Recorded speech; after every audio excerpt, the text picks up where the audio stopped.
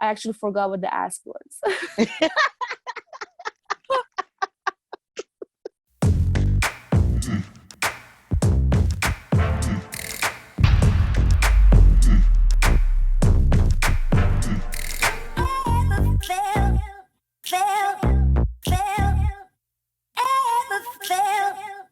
And I'm very young. I'm 14 years old.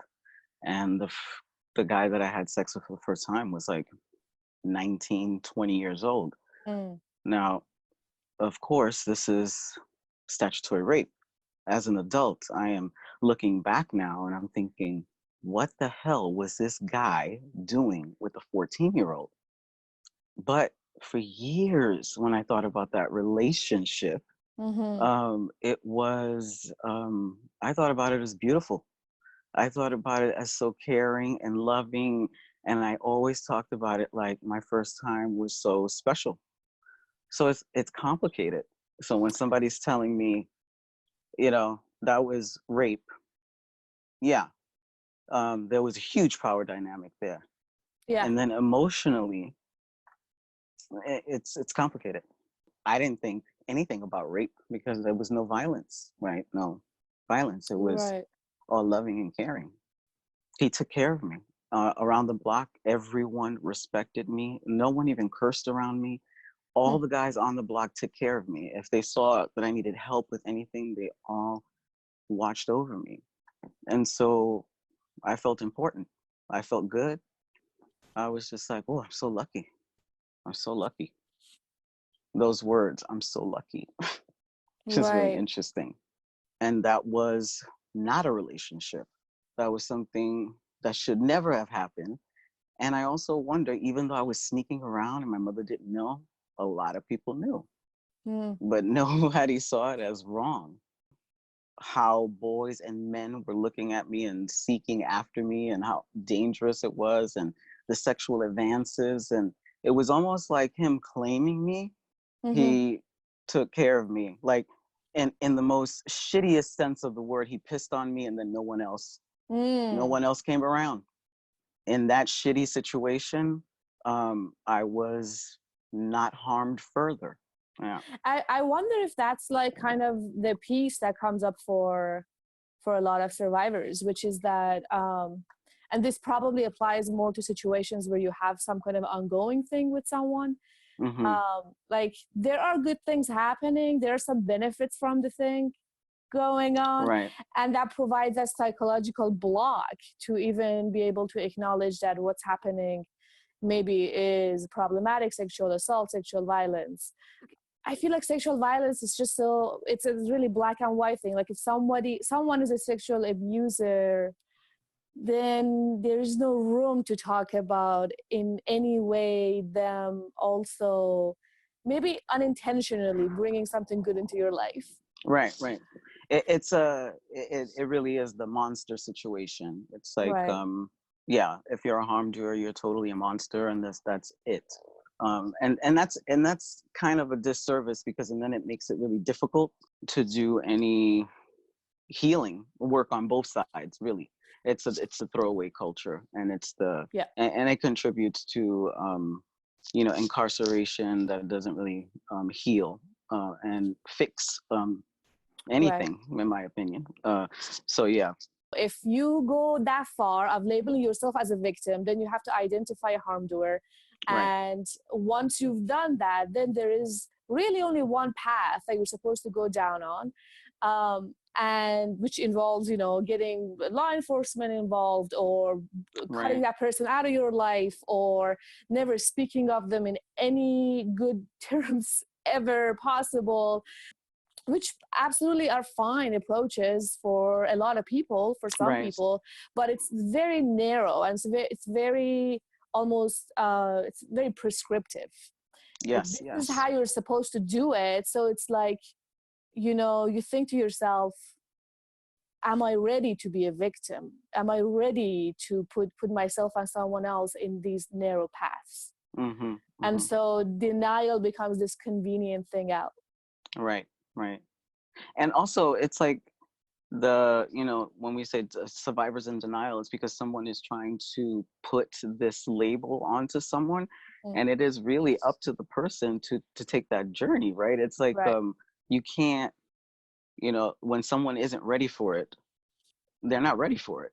Right. That is a really difficult thing, and denial is a beautiful thing for people when they need it, because it is a survival technique, right?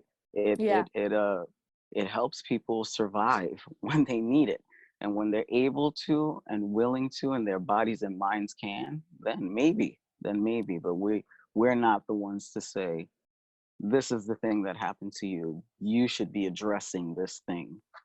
Okay, this one's pretty hard for me to talk about.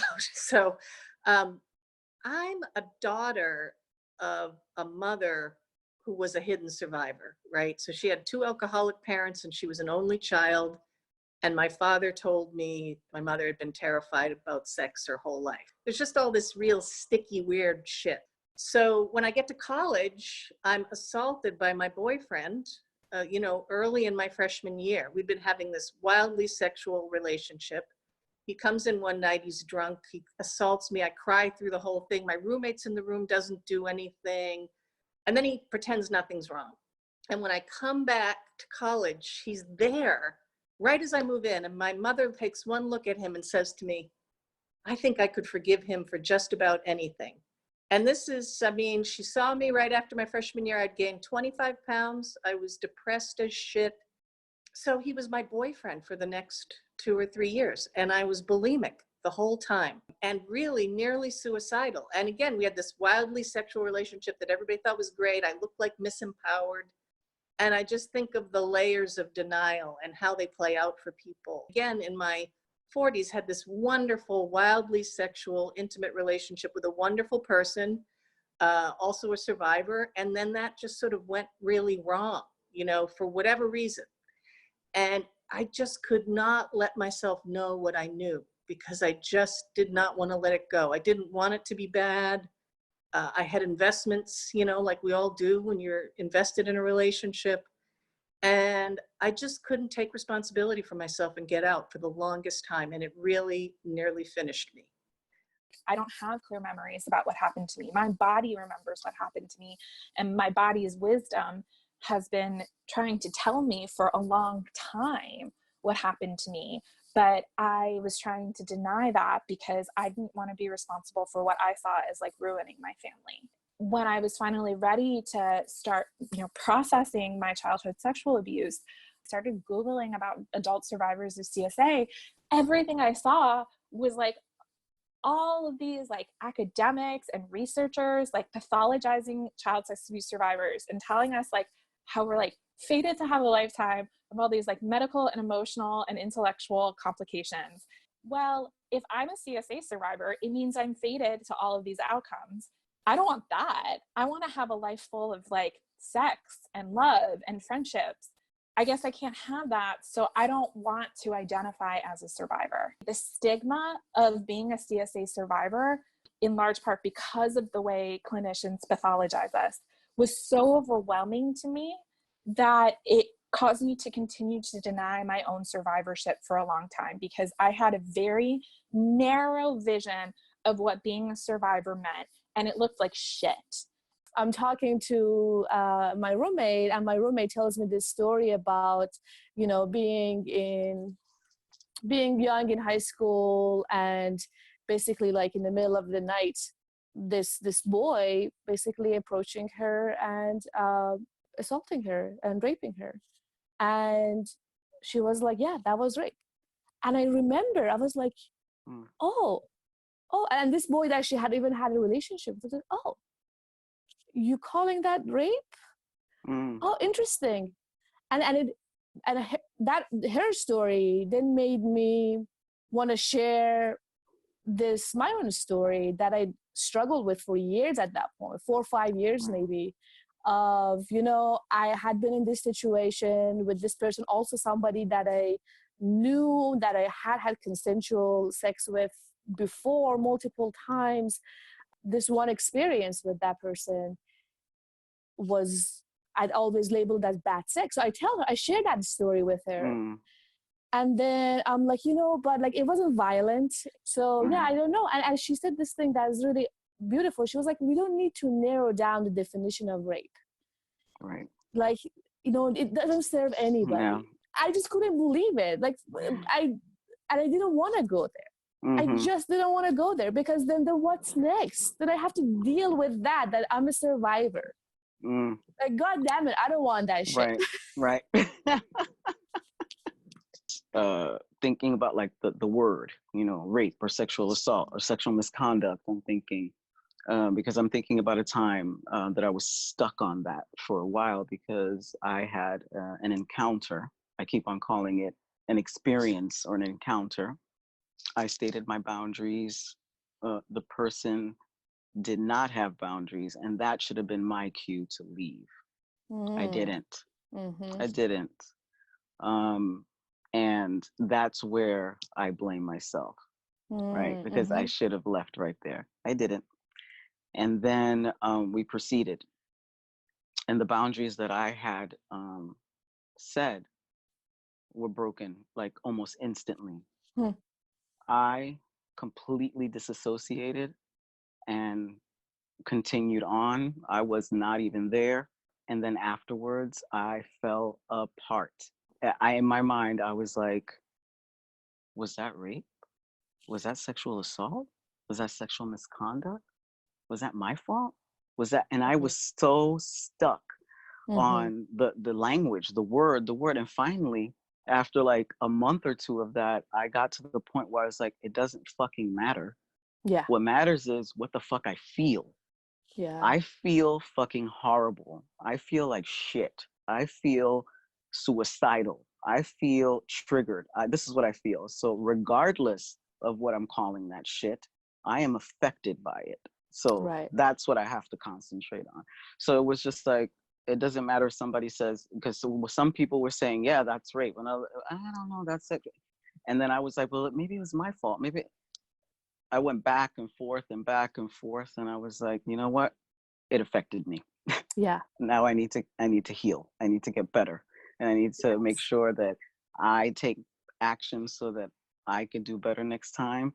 And, you know, make some more points on my boundary list and, you know, all of those things. And I love that story because it's like the opposite of, you know, for me, and it still is true, like my rape story, and I use that word because that word actually helped me put it in a place where I really truly feel like it belongs. However, it still is true that my rape story is not even in the top like 5 or 6 list of sexual violence that I've experienced that's impacted me most. I can easily name a number of other times where if I've like the feelings you're describing, like and I'm shattered, that I'm like, fuck, I need to heal. That incident that I'm calling rape specifically, because with the definition of what it was, that's what it was for me. And that's the word I found useful, right? It goes there. And for you, then it's like, what matters here is the word isn't so relevant. It's like the fact is that it impacted you so much. Yeah. Right. And you have to deal with it within that context. So it's like both of these stories, like both hold true, right? And yeah, like, and I think that speaks to just there is no one way to understand these experiences just because they're so complicated. Yeah, like we love the easy narrative of like, oh yes, like, you know, the story of somebody drugged me or assaulted me. I was the stranger just came and grabbed me and this and that, and that's one story. But it's like that's so rare. That's not usually what happens, and that's why people struggle with identifying what exactly happened to them. Yeah, but you know what's interesting about the this is what I think about a lot with the, you know, survivors who are in denial, or people who are saying this is what happened to you, so like accept it.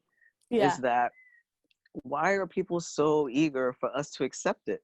What then? Yeah. What then? Because there's nothing after that shit. Why the fuck are we accepting that shit? Because nobody has an answer after the shit. It's like, okay, now you've accepted you've been raped. Now what the fuck after that? Because that's where no one has the answer. So that's where people get left. It's like you've now, after you've drilled it in, we've accepted it. That's some heavy shit to carry now. What are you asking that person to do? Because that is Right. something that is very huge for someone. That is someone they got to take into account everything around them. We don't know what Right. someone's life is like and what they have to take into consideration Right. at all. And yeah, and there's a difference between like informing someone, like you were saying, like the person, my roommate, who like shared story, and her Right. story informed me Exactly. of something, and it gave me like a different way of looking at it that was helpful to me, as opposed to be like, no, look, what happened to you is this Right. specifically, right? And Right. again, it's not about what we call it.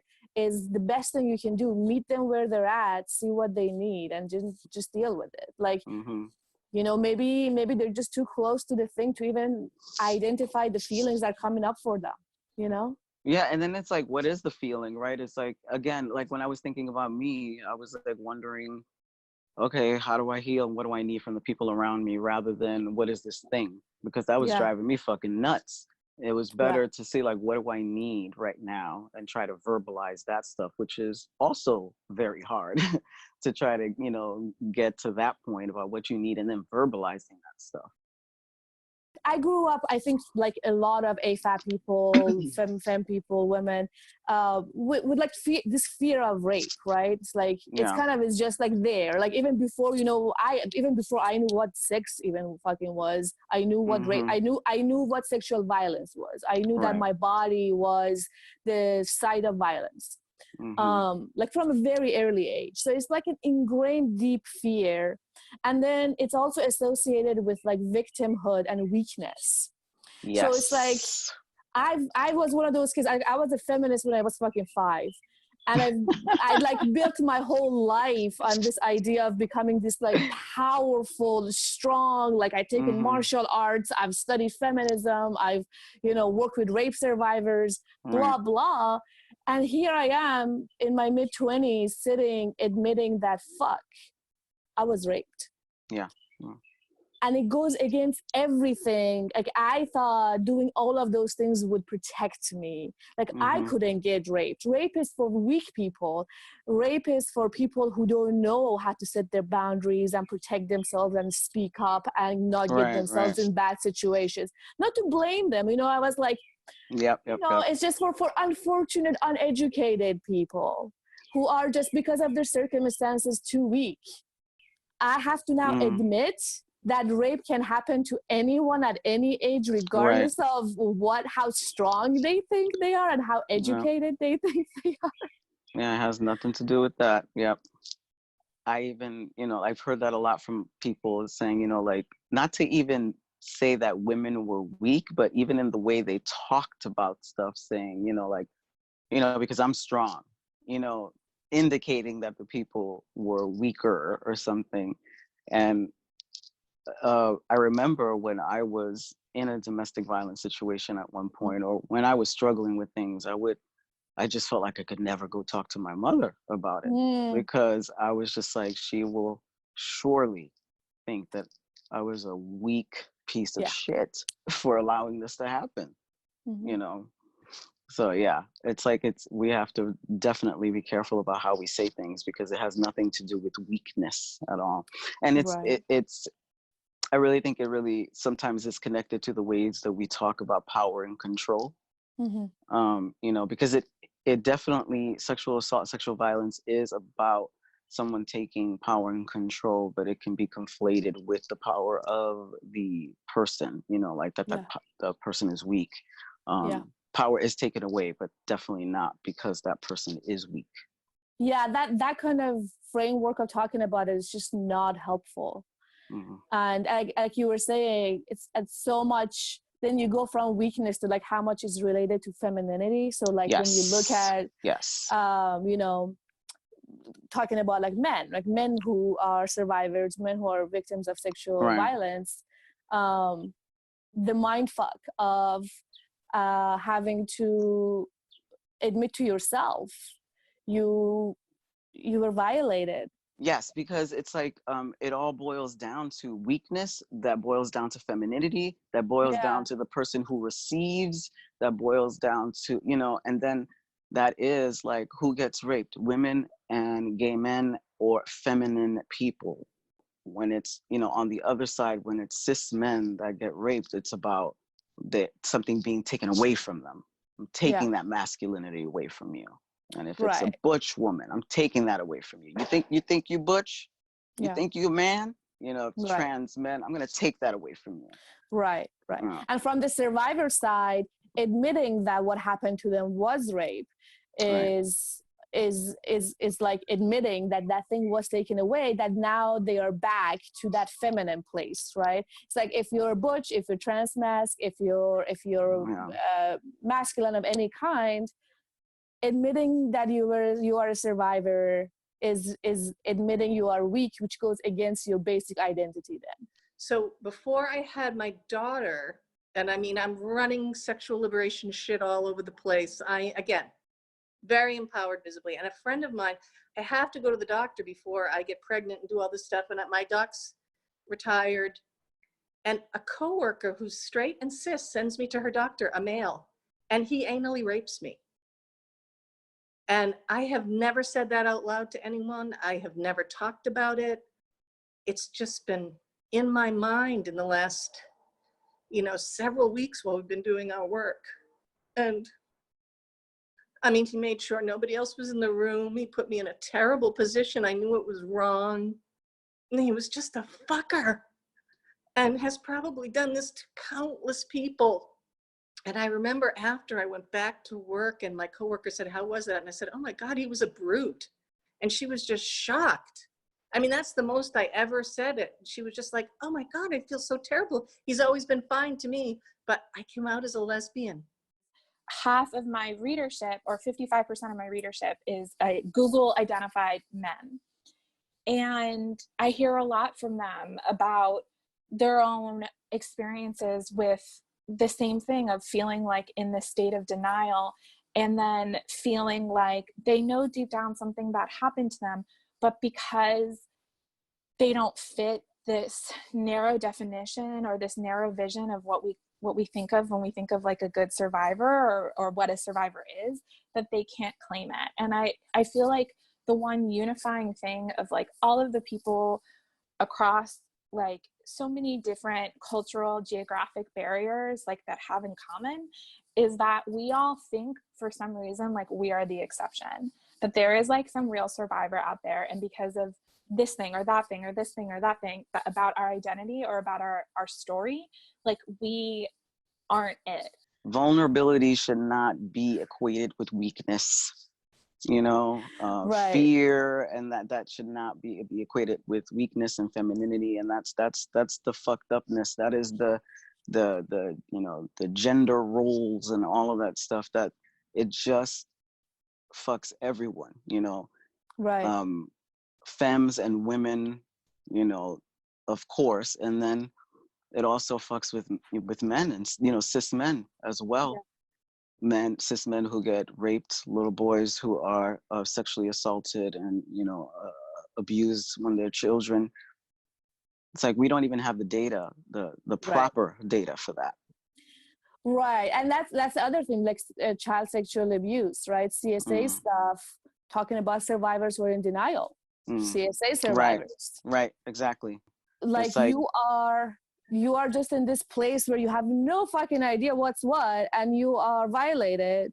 mm. Like denial is pretty much one of your best options, Oh right? yeah, that was definitely me for many years, many years. That was not even in my freaking brain. That was so far down deep, and when it came out, it was, whew, yeah. That's a Right, big denial piece, because how, it's like, how do you even go on? Like, it's like, how do you survive? You're in the home, especially if your abuser is in the home with you. right. Like, just imagine, how do you fucking survive? You deny that shit if you can, if you're able to. I am a survivor of child sexual abuse. When I try to verbalize what was happening to me at a young age, I was not believed. That also, in some ways, caused for me to pretend that it was okay, right? To pretend that, um, things were normal. There was just a lot of um, denial because I feel like, yeah, I have not really identified whom and how and when I was abused before even having like developed like memory, but also there was confusion regarding just survivalhood, growing up gender non-conforming and trans. Other boys and even older men picked up on that. Boys would treat me a different kind of way than they would like other boys. They would treat me like they would the girls, or I would get these kind of minor sexual aggressions. If you are in a home with your abuser, but hopefully like in a community where you are given information about, as a child, you are given information about bodily autonomy and your power to Mm-hmm. speak up, and also are well supported, because that's the thing, it's like you can't ask people to come out of denial and then just leave them hanging. You Right, can't, like, right. that's a huge responsibility. Like you can't even giving people the information to help them, like being able to identify an experience, like you were saying, Mm-hmm. you can't go there unless you're ready to step up for right after that. Yeah. And so in my perfect world, children, even if their families aren't great, hopefully they have a support of a community that will step up right there with them, first giving them Mm-hmm. the information, empowering them to speak up, and then showing up for them right there. And just admitting childhood trauma of any kind is a hard thing. Yeah. Right, as an adult, it's a hard thing. It's extremely empowering because it explains so much of everything that's happening, but it's like Yes. to get there for so many reasons, because like a lot of like memory issues, and how like as children we deal with trauma by giving it all sorts of different meanings. Mm-hmm. And it's like to go back, think about it, figure out what you were feeling then, how you can understand it Mm-hmm. now. It's heavy work, extremely rewarding, but so much work. Yeah. So it's like, I don't know, like CDC says 20% of people are survivors of CSA by the time they become adults. Yeah. I feel like if people were able to dig and think more deeply about their childhood, that number would just go up so much. I mean, that's 1 in 5 people. Now imagine if we were real about it. So one more category of people I can think about is large age difference situations. Yes. So like someone much older being a victim of someone much younger, or then like the intersection of even gender within that, like a young teenage boy being a victim of someone, a female older harm doer. Yes. Yeah, it's really hard, and that people would it would be really hard to talk about that. Yeah, because of that huge age difference, and then also because it kind of feeds into that weakness kind of discussion we had about feeling weak, right? Someone much younger than me, smaller than me, right? And even like I'm thinking about the angle of like disability, just like I mean, to me, when we think about like older people, disabled people, it's like the category of people we don't think they are, for lack of a better word, they're not fuckable. They're not. We don't think of them as sexual. So then we don't think of them as victims or potential victims. We don't think of them as survivors. Which is quite interesting, because we often talk about sexual violence as, again, power and control only, right? It's like someone coming in and just power and control. But when we talk about people with disabilities or people who are undesirable, right? When we talk about rape, we often think about it in a sexual context, because we're like, they're not fuckable. Yeah. They're not thinking, I mean, of course, there's definitely a power and control element there, but they're also throwing in that thing. And they also do that with sex workers and people, you know, Mm, women who are more provocative, right? They're right. thinking about those things, right? Mm-hmm. I'm also thinking about married people, right? Got people in Yes. relationships, people who think I'm in a relationship, I can't be sexually assaulted or raped. I've been Yep. married for 20 years, you know, that can't happen to me. Many people think that. I've consented many times with, you know, with this person. They cannot do this to me, and Hmm. that's not true. That could absolutely happen, right?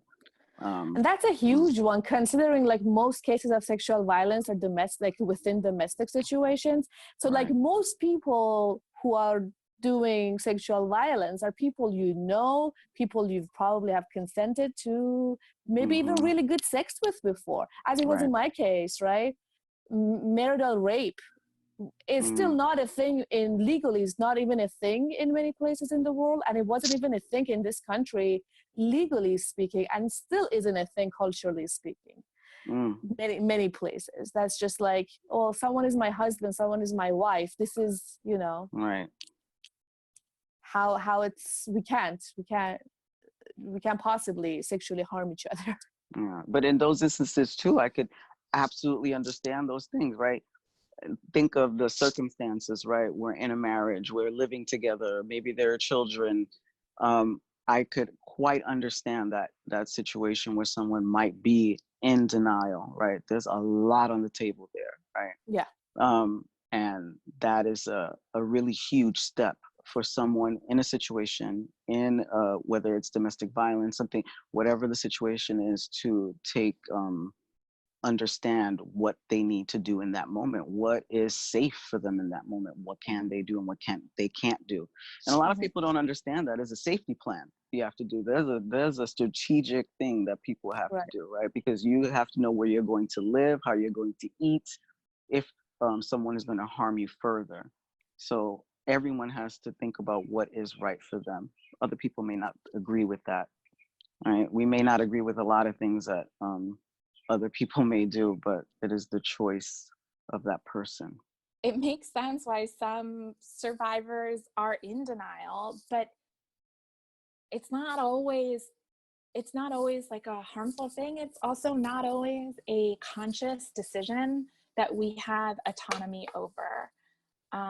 It's just I think an extremely misunderstood part of the way trauma and memory can work together for some survivors. We get in denial oftentimes because we want to repress the pain.